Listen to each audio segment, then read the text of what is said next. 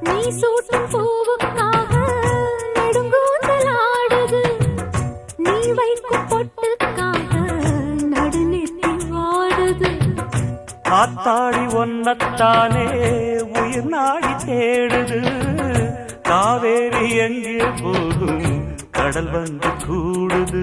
அந்திப் பொழுதில் தென்னங்கிளையில் தென்றல் கூத்தாட மையை எழுதி மஞ்சள் குருவி கையை கோத்தாட அடங்காத ஆசை கொண்டு நானும் போராட.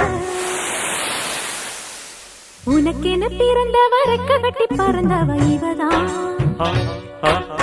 என விட உனக்கு இங்கு மனசுக்கு பிடிச்சவ எவதான்.